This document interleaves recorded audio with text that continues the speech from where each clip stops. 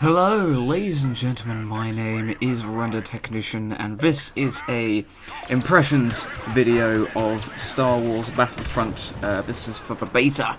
So if you've just caught up with my channel, I've just played the Star Wars Battlefront beta. I'll be linking a link to the video in this video. So basically, if you haven't seen that video for whatever reason, stop this video, open map menu link, watch the video, then you can come back to this. I'll wait.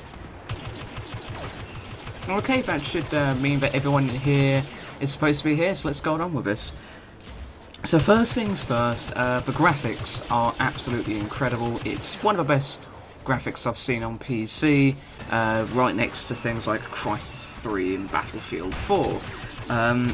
The sound and visual design is completely Star Wars. It feels like a Star Wars game. The graphics feel like they could have been ripped from any of the Star Wars movies, and the audio is spot on. Whenever a stormtrooper or a Imperial or Rebel Alliance fires their gun, sorry, I'm not very technical on the Star Wars side, but the sound sounds like it does in the movie. There's very good echo in that.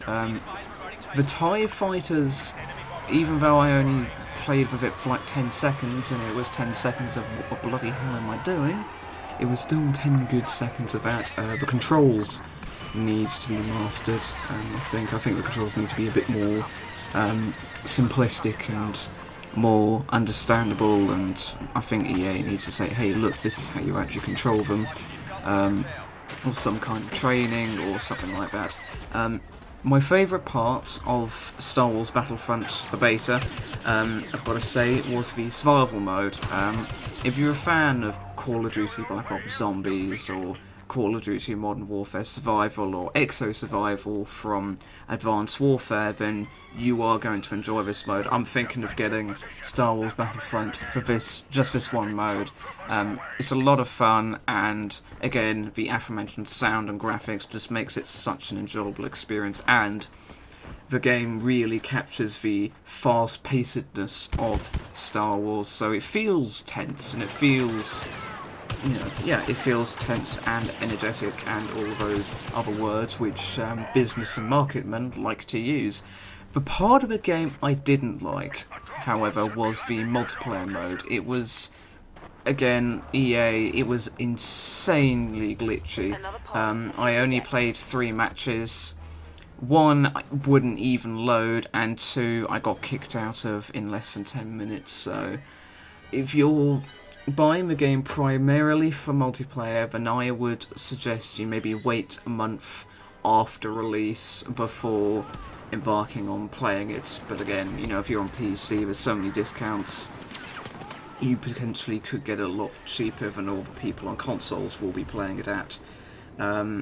Again, like I said, I'll probably be buying it for the single player, so obviously I'm probably going to wait a little bit after release, because we are talking EA here, so there is going to be DLC, there is going to be microtransactions. I don't know how severe they're going to be, but it is a good game. I haven't played any of the previous Star Wars Battlefront games, so I'm probably not the best person to be talking about this, but no, it feels like a solid game, and once the glitches and all the bugs and all the connectivity problems are eventually ironed out, it will be a good game. But I don't think I'm going to be playing multiplayer because the maps do feel too small. That's one of the biggest complaints people are having with the games. The maps just feel too small, and you can spawn and you could just basically be in an enemy's firing line.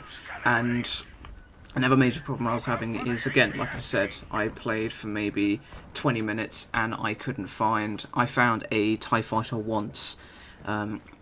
I think that there needs to be like a station where you can get TIE fighters. Just maybe, say the battles are, let's just say they're 10 aside. So it's 10 on 10.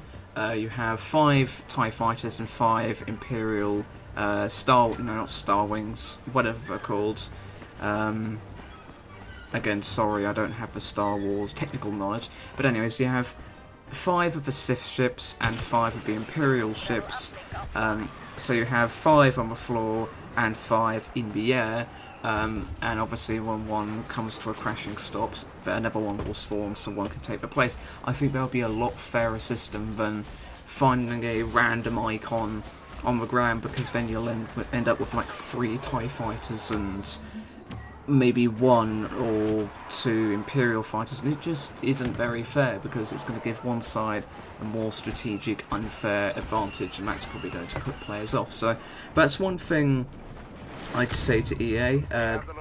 I'd also, like to say, sort of well done to EA for bringing a beta out, because it must be very hard, because a lot of companies don't do that because they're scared we're going to rip the game apart. Of course we're going to rip the game apart, but it's good to have this kind of knowledge now while it's still being released, than in a few months' time when it's too late and people have already got impressions.